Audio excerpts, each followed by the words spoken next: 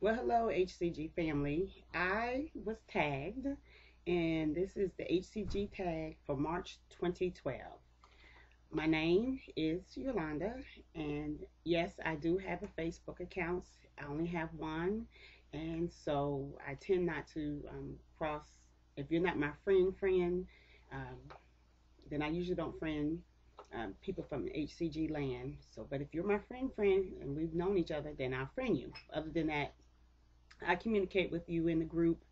I belong to both of the HCG groups on Facebook.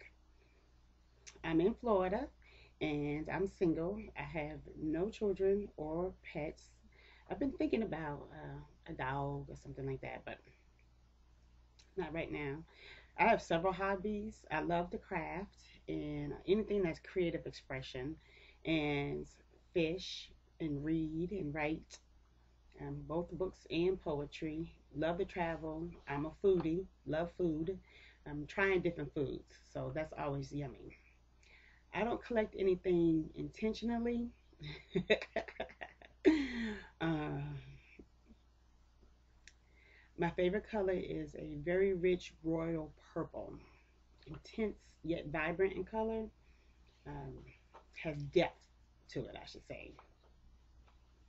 Really, for relaxing, since I am really into people and I like people, when I really want to relax, I actually just chill by myself.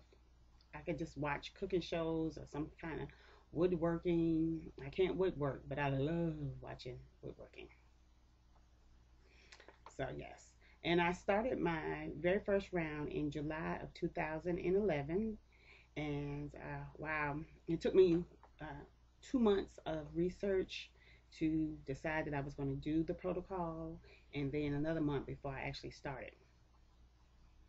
My At the beginning, I only shared like with my mom. She's pretty supportive, but she had a lot of questions, and then as she started seeing the results, and she was like, it worked for me, and so she will ask me questions, and then I get tickled because sometimes she thinks she knows stuff, but I'm like, you hadn't read the first thing.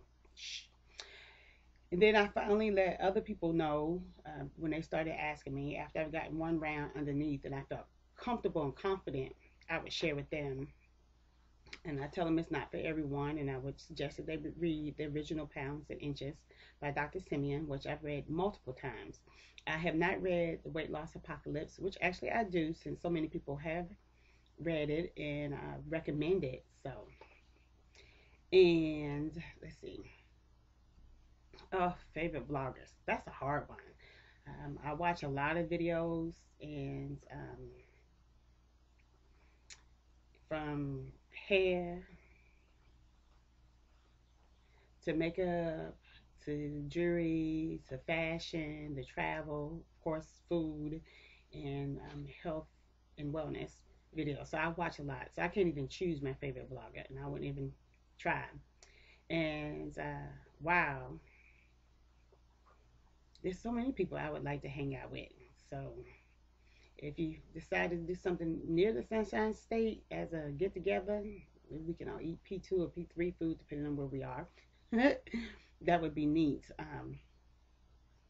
And then the West Coast people and the Midwest people. So,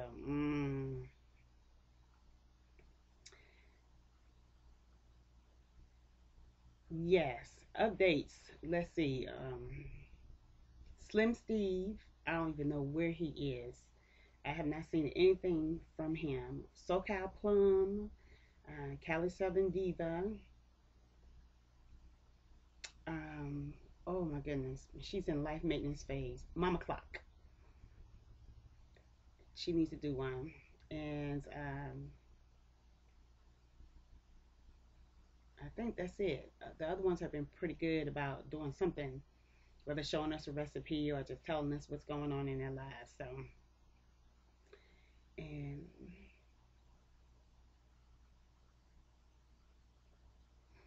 okay, when I first decided to do HCG, I had ordered 2 bottles of homeopathic HCG, and I did a short round, my first round, because it was very new to me. I didn't know how my body was going to respond. So I did a short round and I did the homeopathic. while I was waiting for my order to come in, I had watched a few other videos, and some people expressed concern about the homeopathic. So then I ordered the RX HCG so I could have it as a backup. But the first round went fine with the homeopathic, and I made it through. But I knew my second round I was going to do the RX. One, because I didn't want to take the drops 3 times a day, and I could just do the shot in the morning and be done with it. And then my third round, I had to finish. Wanted to use that second bottle of homeopathic up. But from then on, my fourth round will be RX, and I'll probably have to do 2 more rounds to get to my goal weight. So they will be RX and not homeopathic. It's just convenient for me to take the shot in the morning. So that kind of covers number 18, whether sublingual injections or pellets. So for me, shot in the morning, I'm done.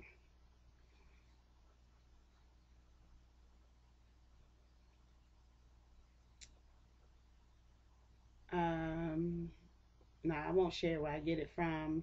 You have to PM me and I'll tell you. Currently, I finished round 3. I'm technically out of P4. So I'm in P4 maintenance phase right now. And my next round won't start until the weekend after Easter. And it will be a full 43 days. Looking at my calendar, because I write it up on my work calendar so I can know what's going on too, and know when I have to take a planned interruption. So yeah, that one will be a full 43 days.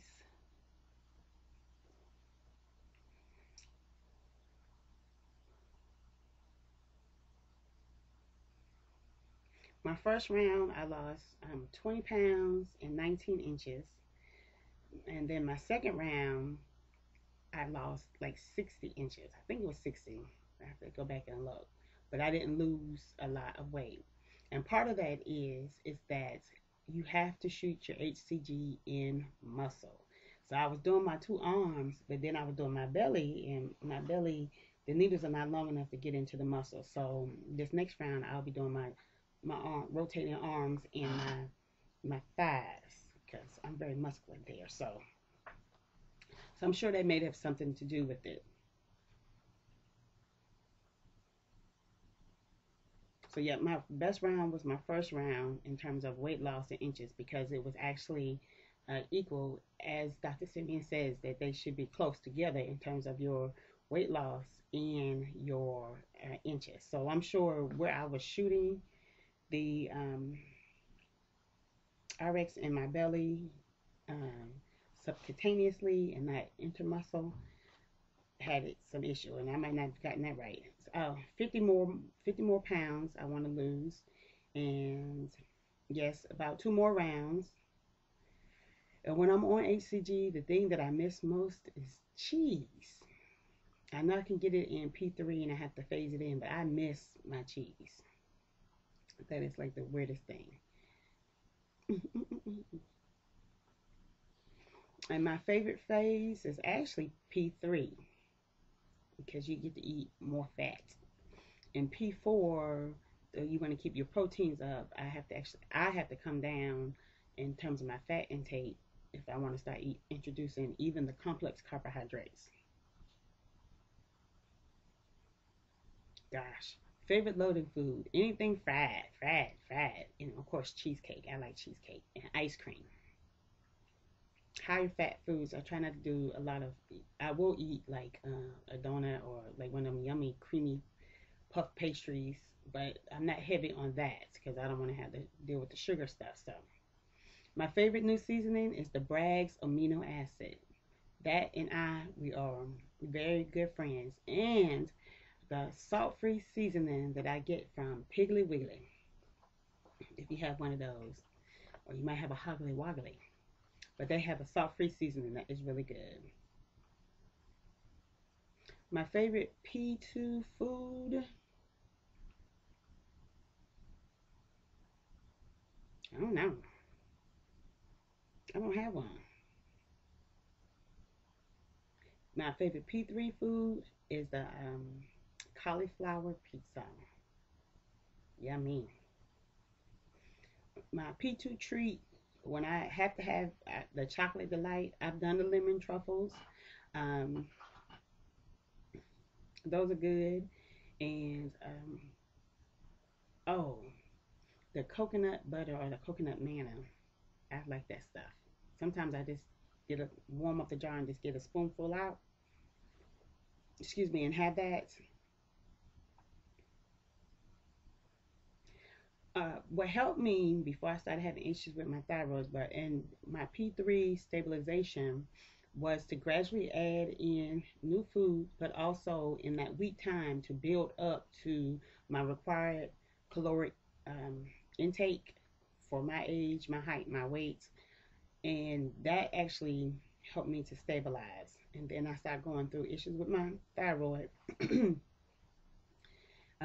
For P4, one is I would still recommend Dr. Simmons recommended, and if people are having issues with weighing themselves every day, I really would want them to go to the bottom of that and deal with that, because avoiding the scale because you mentally emotionally cannot deal with it does not resolve the issue. You're just in avoidance mode, and that's not healthy either. So really going to why do I have such a reaction when I see that scale? And I can tell you it is disappointing. Like I said, with me having gone through the issues with my thyroid, just and to see the weight go up and go down, go up. Uh, yes, that is disheartening, but I have to know what's going on with my body. And so I can tell my doctor, if she's saying, well, have you picked up weights and those kind of things, I can be honest and say, yes, I have. But the other thing is, I found that when you start exercising, and remember that muscle weighs more than fat. So when you're starting to build muscle, which will burn your calories for you, then you will pick up some weight. So that's the other thing to know. So really knowing your body percentage and knowing how much fat you have, how much muscle you have, and when you can, and I guess I should just go ahead and order me one of them little monitor things that you hold with two hands. Let me see. With two hands, and it tells you your fat percentage and all that stuff. But then being able to go in and getting it professionally done, so you know your weight breakdown, and then you won't be going crazy when you stand on the scale, because you know that you're building muscle, and muscle weighs more than fat. So that's the other thing to know, that when you start exercising, you will pick up some weight. And the thing is that you want it to be muscle weight. But to make sure that you are eating your required calories. And Delman, I forgot to mention him as someone that I would like to see do another video. But he did a video on your resting metabolic rate and going to get that tested, so you know truly how many calories you need to take in just to sit in a chair and breathe and body do all its normal functions. So keep being informed, and that will help you to be successful. The other thing is to take the breaks in between your rounds. And I know there's a lot of people that are into cycling, but because you have to learn how to live after you have released the weight and made the life changes, and then knowing what to do. And yes, some things, stress, whatever things going on in our body, yes, all those things affect the scale. Time. But keep learning about you, what affects you, and then, of course, being healthy mentally and emotionally is key to being successful in maintaining the weight loss, and then also having healthy coping skills. And so transitioning, we're not perfect all the time, but the next time something happens, that you would do something different. So that was, I hope, 35 questions for the HCG tag for March 2012.